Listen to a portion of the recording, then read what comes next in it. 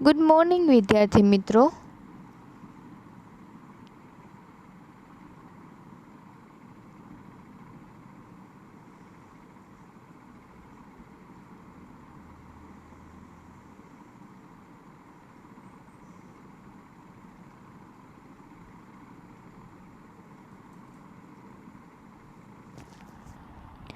આજે આપણે ગણિતમાં થોડો આગળ અભ્યાસ કરીશું। તો સૌથી પહેલાં જોઈએ તો આપણા રોજિંદા જીવનમાં ઘણી બધી એવી વસ્તુઓ છે કે જે આપણને ઉપયોગી બનતી હોય છે, અને દરેક વસ્તુ છે તો એને કોઈ પોતાનું કદ હોય છે। એ વસ્તુ છે એને શું હોય છે તો કે પોતાનું કદ એ કેટલું મોટું છે, કેટલું નાનું છે, એટલે કે એને એક પ્રકારનું કદ હોય છે, વજન હોય છે, એની બાજુઓ હોય છે, અમુક વસ્તુ છે તો એના ખૂણા હોય છે। તો આવા ઘણા બધા આપણને અલગ અલગ પ્રકારના આકારો જોવા મળે છે। ઘણી વખત આપણે સવારથી જ લઈ લઈએ તો ઉઠીને આપણે સૌથી પહેલાં બીજું બધું કરતાં હવે આપણે ઉઠી અને ડાયરેક્ટ મોબાઈલ જોઈએ છીએ। તો મોબાઈલ જોઈ લઈએ તો મોબાઈલનો આકાર કેવો છે તો કે લંબચોરસ, બરાબર। તો એમાં કેટલા ખૂણા હોય છે તો કે 4 ખૂણા હોય છે ને 4 બાજુ હોય છે ને 4 શિરોબિંદુ હોય છે, એને આપણે શું કહીએ લંબચોરસ। એવી રીતે ઉઠીને પછી તમે બ્રશ કરો છો તો જે બ્રશની જે કોલગેટની ટ્યુબ હોય છે એનો આકાર લઈ લો તો કે એનો આકાર પણ કેવો હોય છે તો કે લંબચોરસ, બરાબર। એના પછી તમે નાસ્તો કરો છો તો નાસ્તામાં રોટલી લ્યો છો, રોટલીનો આકાર કેવો હોય છે તો કે ગોળ, એ પણ એક આકાર થઈ ગયો। તો કે આપણે ગોળને જો આપણે વ્યાખ્યાયિત કરવું હોય તો આપણે કઈ રીતે કરી શકીએ તો કે ગોળ છે એ ફક્ત એક જ બિંદુમાંથી આપણે એક માપની ત્રિજ્યા લઈ, સમાન ત્રિજ્યા લઈ અને એને ફેરવીએ એટલે આપણને વર્તુળ મળે છે। વર્તુળને અસંખ્ય રેખાઓ હોય છે। કેટલી રેખાઓ હોય છે તો કે અસંખ્ય। એવી જ રીતે થોડા આગળ જઈએ તો આપણા ઘરની ટાઇલ્સ જોઈ લો તો કે ટાઇલ્સ કેવી હોય છે તો કે ચોરસ। હવે ચોરસ આપણે કોને કહીએ તો કે જેની 4 બાજુ હોય અને 4 ખૂણા હોય એને આપણે ચોરસ કહીએ। પણ આટલું ઇનફ નથી। ચોરસની પરફેક્ટ વ્યાખ્યા શું કહેવાય તો કે જેને 4 બાજુ છે, 4 ખૂણા છે, અને જે 4 ખૂણા છે એ કેટલા હોવા જોઈએ તો કે પરફેક્ટ 90 અંશના હોવા જ જોઈએ। તો એને આપણે શું કહીશું ચોરસ, બરાબર। એવી જ રીતે આપણા ઘરનો દરવાજો છે તો કે દરવાજો કેવો હોય છે તો કે લંબચોરસ, તો એ પણ એક પ્રકારનો આકાર થઈ ગયો। હજુ થોડા આગળ જઈએ તો આવા આપણને ગણિતમાં અસંખ્ય આકારો જોવા મળે છે, બરાબર। એ આકારો બધા અલગ અલગ પ્રકારના હોય છે। કોઈક આકાર છે તો એને 3 બાજુ હોય છે, કોઈકને 4 બાજુ હોય છે, કોઈકને 5 બાજુ પણ હોય છે। હવે ચોરસ છે ને લંબચોરસ છે તો એને કેટલી બાજુ હોય છે તો કે 4। ગોળ તો કે એને કોઈ બાજુ જ હોતી નથી। પંચકોણ છે તો આપણે શું કહીશું કે એને 5 બાજુ છે। ષટકોણ એટલે કે 6 બાજુ છે। તો આવી રીતે અલગ અલગ ઘણી બધી જે છે આકારો એ આપણને અલગ અલગ રીતે જોવા મળે છે, અને બધેની બાજુઓ, બધાના ખૂણાઓ બધું જ અલગ અલગ હોય છે। એવો જ આપણો 9મા ધોરણમાં એક પાઠ છે ત્રિકોણ, એના વિશે અભ્યાસ કરવાનો છે।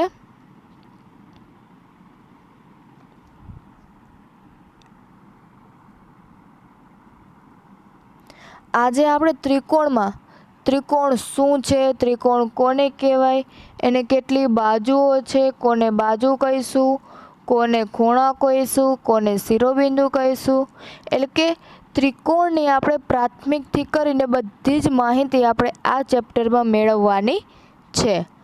તો આપણે ચાલુ કરીએ ત્રિકોણ।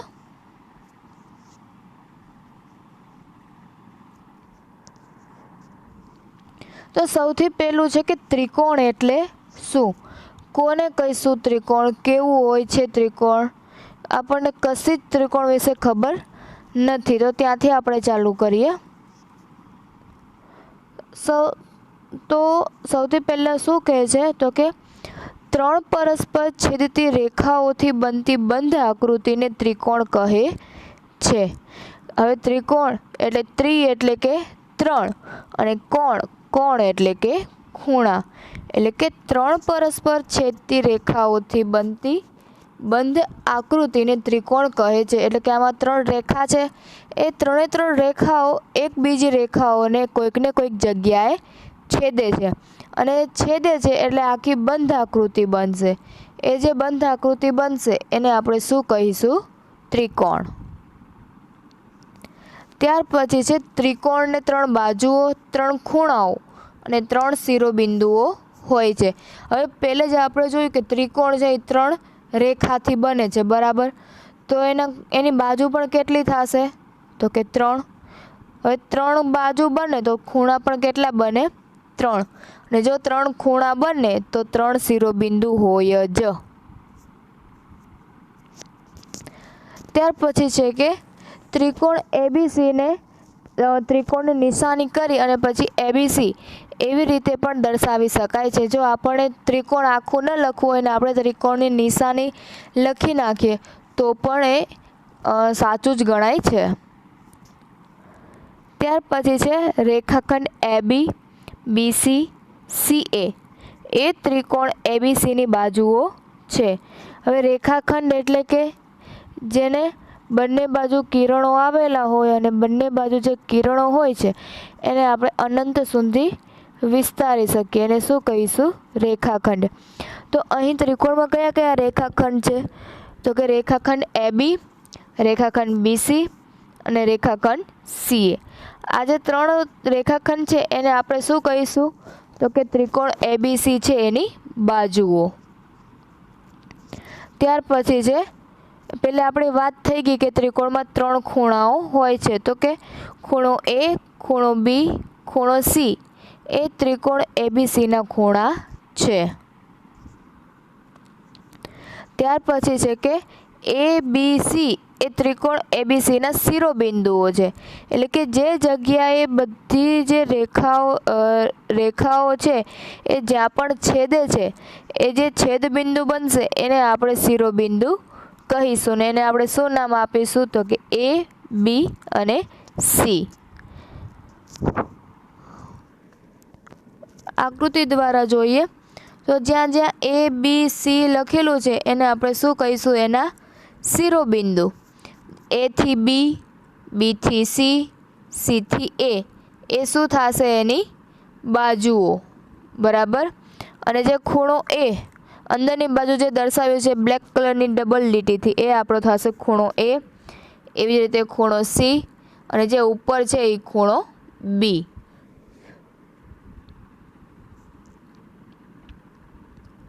ત્યારબાદ છે કે ત્રિકોણની સંગતતા. સંગતતા એટલે કે બીજા ત્રિકોણને એ સમાન કઈ રીતે થાય છે, બરાબર. તો સૌથી પહેલું છે કે બે ત્રિકોણ એ બી સી અને ત્રિકોણ એક્સ વાય ઝેડ વચ્ચે 6-1-1 સંગતતા થઈ શકે. એટલે કે એ બી સી ત્રિકોણ છે, આપણે હમણાં એક ત્રિકોણ લીધું એવા જ આપણે બે ત્રિકોણ લેવાના. એક ત્રિકોણ એબીસી અને બીજું ત્રિકોણ એક્સ વાય ઝેડ. હવે જે એબીસી ત્રિકોણ છે એને આપણે એમનેમ જ રહેવા દઈએ છીએ, પણ જો એને આપણે સંગત રીતે દર્શાવવું હોય તો જે એક્સ વાય ઝેડ છે એને આપણે 6 અલગ અલગ રીતે દર્શાવી શકીએ છીએ. એક વખત તમે ત્રિકોણ જે એબીસી છે એને એબીસી જ રાખો અને બીજું છે એનું નામકરણ જે કરેલું છે એને તમે ચેન્જ કરતા જાઓ તો આપણને 6 અલગ અલગ સંગતતાઓ મળશે. તો જોઈએ સૌથી પહેલી તો કે એ બી સી જે વચ્ચે નિશાની છે એને આપણે શું કહેશું? બે બાજુ તીરવાળી, એને કહેશું આપણે સંગત. તો એ બી સી કોને સંગત છે? તો કે એક્સ વાય ઝેડને, બરાબર. એવી રીતે એ બી સી એ બીજી વખત કોને સંગત થશે? તો કે એક્સ ઝેડ વાય, બરાબર. ત્રીજી વખત તો કે એ બી સી સંગત વાય એક્સ ઝેડ. એના પછી ચોથી વખત તો કે એ બી સી સંગત વાય ઝેડ એક્સ. એના પછી પાંચમી વખત તો કે એ બી સી સંગત કોને છે? તો કે ઝેડ એક્સ વાય. અને છઠ્ઠી વખત, છેલ્લી વખત એ બી સી કોને સંગત છે? Z Y X. અહીંયા આપણે જોયું કે ABC સાથે જે 6 અલગ અલગ સંગતતા જોડાય છે એ ત્રણેય કેવી છે, 6 કેવી છે, અલગ અલગ. એકે સંગતતા એવી નથી કે જે રિપીટ થતી હોય. એટલે શું કહે છે કે જો બે ત્રિકોણને આપણે સરખાવીએ તો આપણને 6 અલગ અલગ વસ્તુ રીતે આપણે દર્શાવી શકીએ છીએ. પછી છે કે ત્રિકોણ ABC અને ત્રિકોણ XYZની સંગતતા. ABC સંગત XYZ માટે અનુરૂપ અંગો સંગત હોય છે. એટલે કે એ છે એને સંગત કયું અંગ હશે તો કે X, B છે એને સંગત Y અને C છે એને સંગત Z. પછી છે હવે જેવી રીતે એના અંગો એકબીજા સાથે સંગત છે એવી રીતે એના શિરોબિંદુ પણ એકબીજા સાથે અંગત છે. હવે એક ત્રિકોણનું શિરોબિંદુ એ છે એ બીજા ત્રિકોણના શિરોબિંદુ X સાથે સંગત થશે.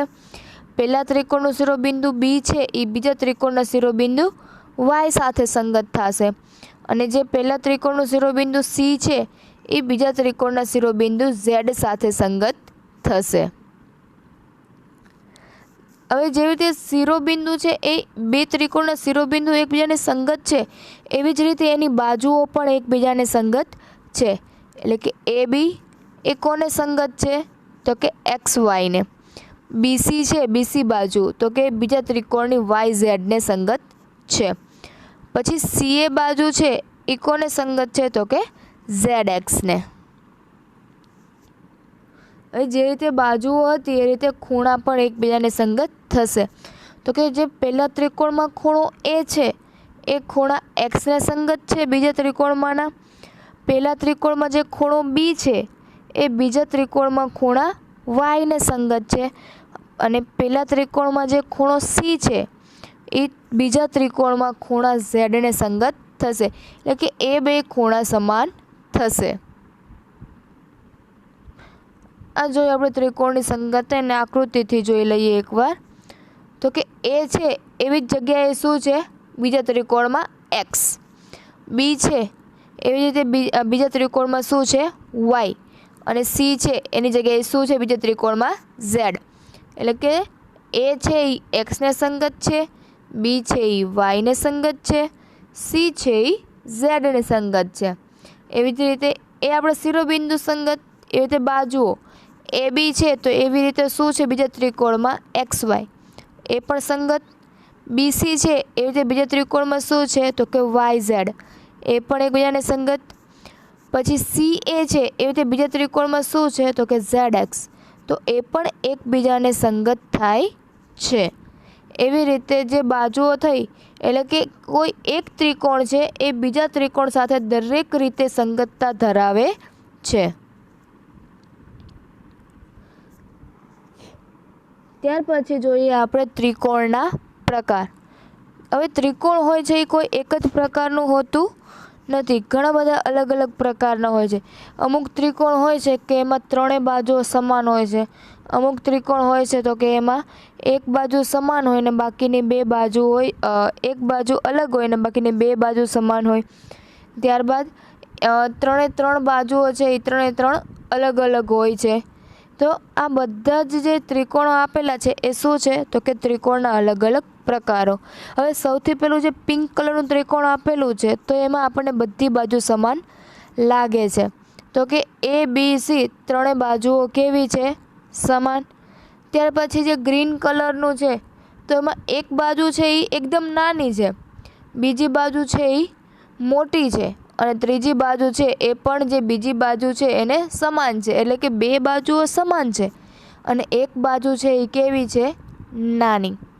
એવી રીતે બ્લૂમાં પણ તો એક બાજુ છે આમાં ત્રણ બાજુઓ અલગ છે, એક એકદમ નાની, પછી એનાથી થોડી મોટી અને ત્રીજી બાજુ એનાથી વધારે મોટી. જે કર્ણ છે એ સૌથી મોટી બાજુ છે.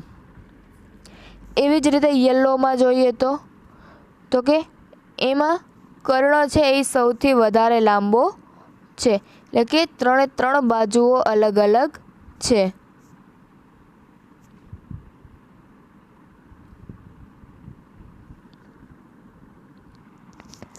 ત્યાર પછી છે ત્રિકોણનું ક્ષેત્રફળ. તો કે ત્રિકોણનું ક્ષેત્રફળ કોને કહેવાય? કોઈ પણ વસ્તુનું ક્ષેત્રફળ શોધવું હોય તો આપણને કોઈક ને કોઈક સૂત્ર જોઈએ, યા તો પછી કોઈક ને કોઈક રાશિઓ જોઈએ. એ આપણા હાથમાં હોય તો આપણે ક્ષેત્રફળ શોધી શકીએ છીએ. સૌથી પહેલાં તો જોઈએ તો કે ક્ષેત્રફળ એટલે શું? તો કે કોઈ પણ વસ્તુ છે એ કોઈ પણ જગ્યાએ પથરાય છે તો એ કેટલી જગ્યા રોકે છે, બરાબર? એને કેટલી જગ્યા જોઈએ છે એને આપણે શું કહીએ? એ જગ્યા જે રોકે એટલે કે કોઈ પણ વસ્તુ દ્વારા રોકાયેલી જગ્યા એટલે કે એ વસ્તુનું ક્ષેત્રફળ થાય. તો અહીં આપણે ત્રિકોણની વાત કરીએ છીએ તો આપણને ત્રિકોણનું ક્ષેત્રફળ કઈ રીતે શોધાય એ આપણે જાણીએ.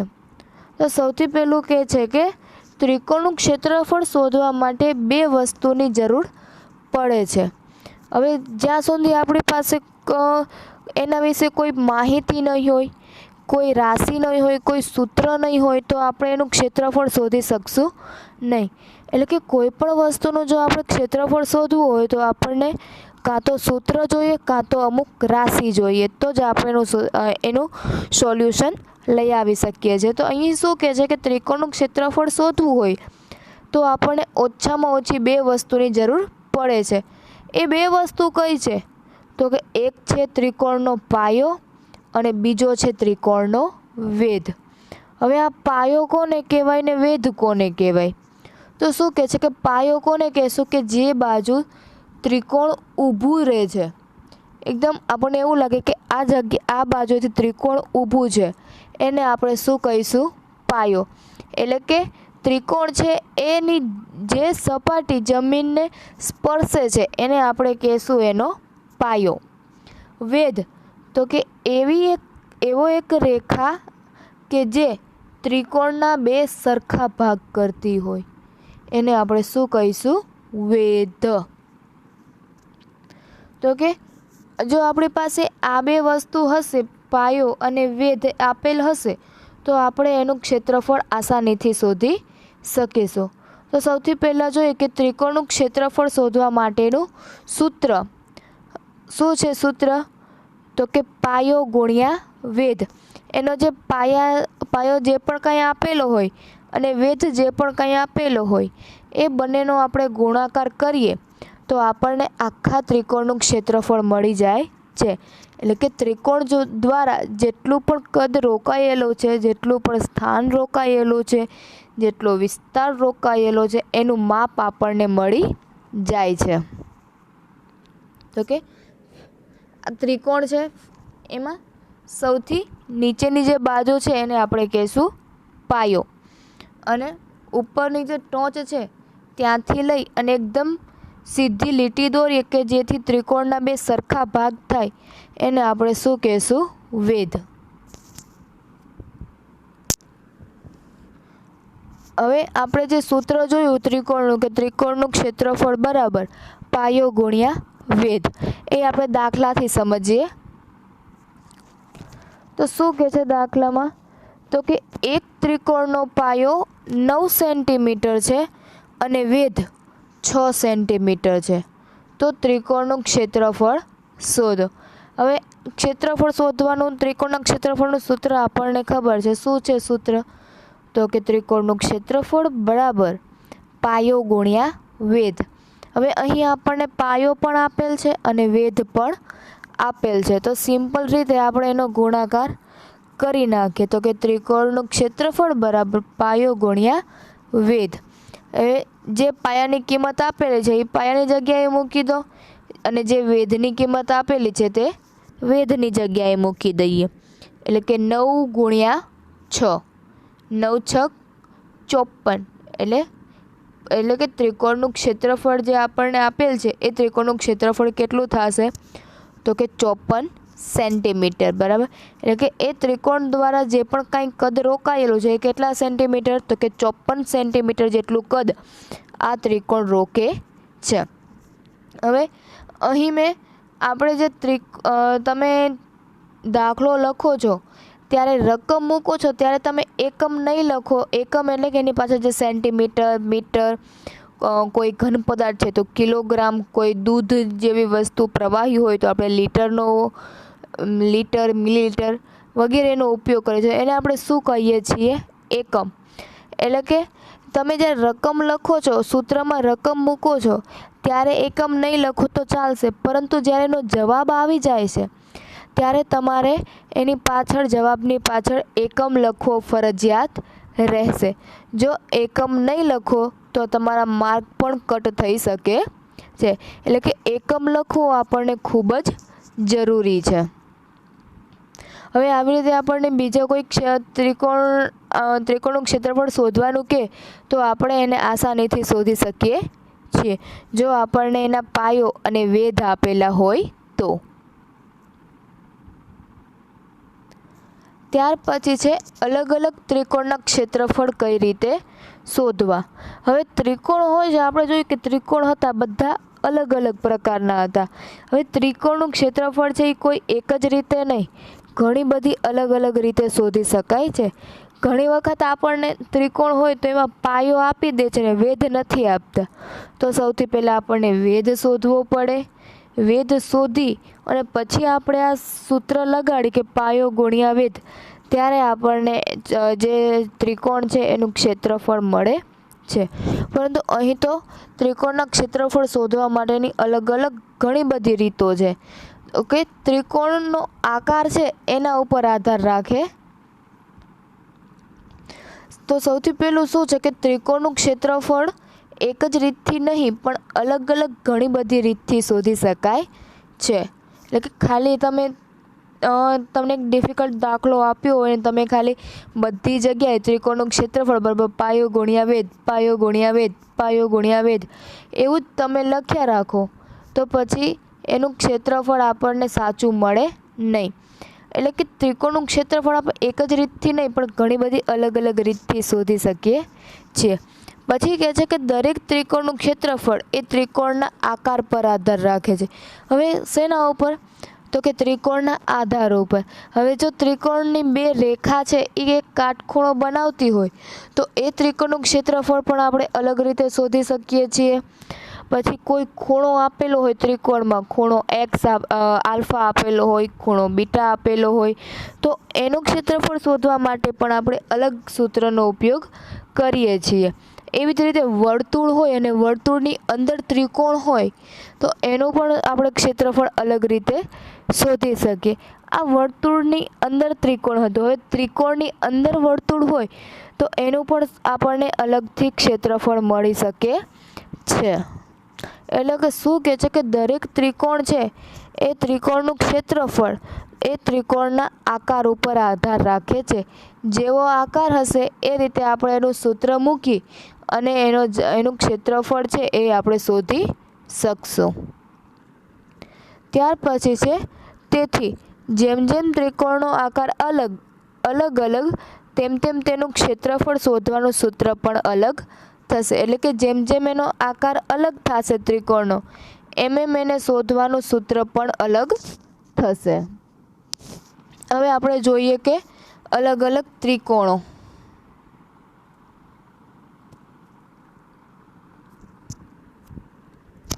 અહીં આપણને ઘણા બધા અલગ અલગ ત્રિકોણો આપેલા છે.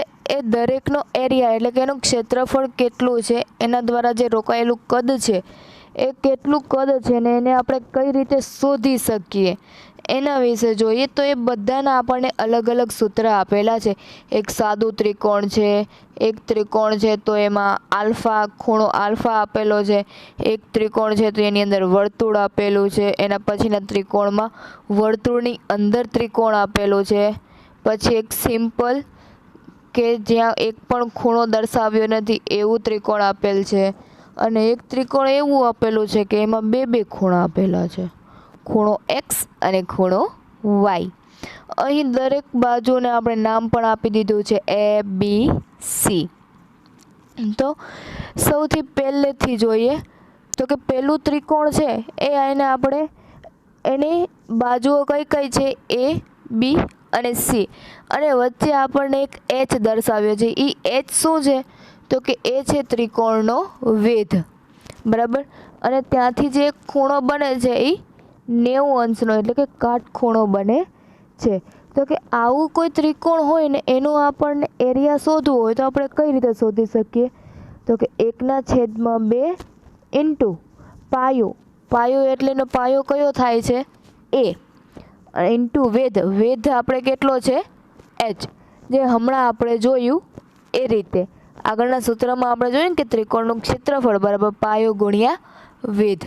પણ જો આ રીતે ત્રિકોણ હોય તો એમાં આપણને આગળ 1/2 લગાવી અને પાયો ગુણ્યા વેધ કરી અને એનું ક્ષેત્રફળ શોધી શકીએ છીએ.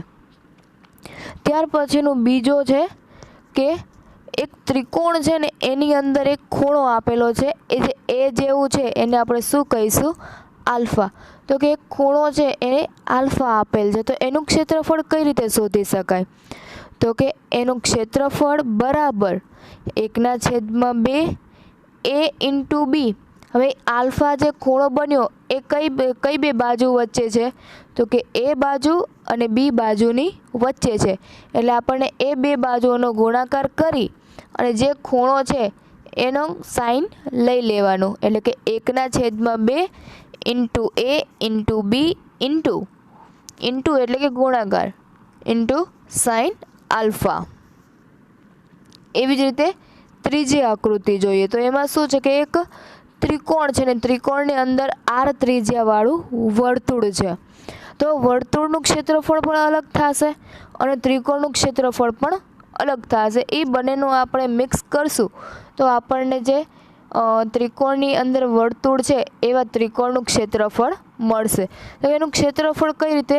તો કે r, એટલે કે r ત્રિજ્યાવાળું જે વર્તુળ છે એટલે કે r ઇન્ટુ ત્રણેય બાજુનો શું થશે? હવે વર્તુળ છે એ ત્રણેય બાજુને અડે છે એટલે કે એને સ્પર્શે છે, એટલે કે ત્રણેય બાજુ આવશે એમાં ભાગ ભજવે છે, તો કે a plus B plus C છેદમાં 2. હવે આનું તમારે શું કરવાનું?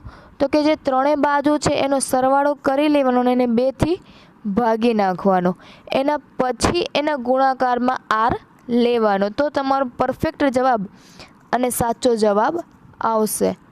એના પછીની આકૃતિ છે કે એમાં એક વર્તુળ છે અને વર્તુળની અંદર ત્રિકોણ દર્શાવ્યો છે. હવે ત્રિકોણ છે એ વર્તુળના જો કે ત્રિજ્યા છે એ ત્રિજ્યામાં છે અને ત્રિકોણની ત્રણેય બાજુ છે એ એમાં ભાગ ભજવે છે. તો કે એનો એરિયા બરાબર એ જે ત્રણેય બાજુ છે એનો આમાં શું કરવાનો છે? એનો ગુણાકાર છેદમાં 4r, r એટલે કે એની ત્રિજ્યા. એવી જ રીતે એના પછીનું છે કે એક સિમ્પલ જ ત્રિકોણ આપેલું છે. હવે એને બાજુઓ છે એ બી અને સી. હવે એનું આપણને શોધવું હોય તો આપણે કઈ રીતે શોધી શકીએ? તો કે એક તો આપણે સિમ્પલ રીતે જોયું, બીજું છે કે વર્ગમૂળ, જે આપણે આખી સંખ્યા છે આખું સૂત્ર છે એ આખાનું વર્ગમૂળ લઈ લેવાનું, એટલે કે વર્ગમૂળ એની અંદર પી, પાછો કૌંસ દર્શાવવાનો, પી માઇનસ એ એક બાજુ લીધી, બીજી બાજુ લ્યો પી માઇનસ બી અને ત્રીજી બાજુ પી માઇનસ સી. હવે આપણે જોઈએ કે અહીંયા તો ક્યાંય આકૃતિમાં પી દર્શાવ્યો નથી, તો પી શું છે? તો કે પી બરાબર જે ત્રણેય બાજુ છે એ ત્રણેય બાજુનો સરવાળો ભાગ્યા 2 એ આપણો શું થશે? પી. એવી રીતે ધારો કે એ બરાબર 1 છે, બી બરાબર 2 છે ને સી બરાબર 3 છે, તો કે 1 + 2 + 3 એટલે ટોટલ કેટલા થયા? 6. 6 ભાગ્યા 2. હવે 6 ભાગ્યા 2 એટલે કેટલા થશે? તો કે 3. એટલે આપણો પી શું આવ્યો? 3. તો જે સૂત્ર છે વર્ગમૂળવાળું એમાં આપણે પીની જગ્યાએ 3 મૂકીએ, અંદર કૌંસ છે એમાં પણ પીની જગ્યાએ 3 માઇનસ એ આપણે કેટલા લીધા હતા? 1. બીજા સૂત્રમાં પીની જગ્યાએ પણ કેટલા મૂકશું આપણે? 3 અને બી કેટલા લીધા હતા આપણે? 2. એવી જ રીતે ત્રીજા કૌંસમાં તો કે પી બરાબર 3 અને સી બરાબર પણ કેટલા થશે? 3. તો હવે આપણે આવી રીતે લીધું 1 2 3, તો એનો જવાબ શું આવશે? તો કે 0, કેમ કે પી આપણે લીધો 3 અને સી પણ કેટલો છે? 3. તો 3 - 3 એટલે 0, અને 0 સાથે આપણે કોઈ પણ વસ્તુનો ગુણાકાર કરીએ તો આપણને આન્સર શું મળે છે? 0. ત્યાર પછીનો એક છેલ્લો ત્રિકોણ છે કે એમાં 2 ખૂણાઓ દર્શાવ્યા છે, ખૂણો આલ્ફા અને જે બી જેવો લાગે છે આપણને એ છે ખૂણો બીટા. એને આપણે શું કહેશું? બીટા. તો કે એનું આપણને ક્ષેત્રફળ શોધવું હોય તો આપણે કઈ રીતે શોધી શકીએ? તો કે એનો વર્ગ. શું કામ? તો કે એ છે એ બંને ખૂણાને અડે છે, એટલે કે એનો વર્ગ છેદમાં 2 ઇન્ટુ કયા કયા ખૂણા છે? તો કે sine alpha into sign beta અને છેદમાં સાઇન 180 માઇનસ જે ખૂણા છે એનો સરવાળો, એટલે કે આલ્ફા પ્લસ બીટા. એ બેનો સરવાળો કરી અને આપણે એને સાઇન 180માંથી બાદ કરીએ તો આપણને શું મળે છે? તો કે જેમાં 2 ખૂણાઓ આપેલા હોય છે એનો ક્ષેત્રફળ. તો આવી રીતે આપણે અલગ અલગ ત્રિકોણો હોય છે એનો અલગ અલગ સૂત્રની મદદથી એનું ક્ષેત્રફળ શોધી શકીએ છીએ. આ જે સૂત્ર છે એ તમારા લોકોએ યાદ રાખવાના છે.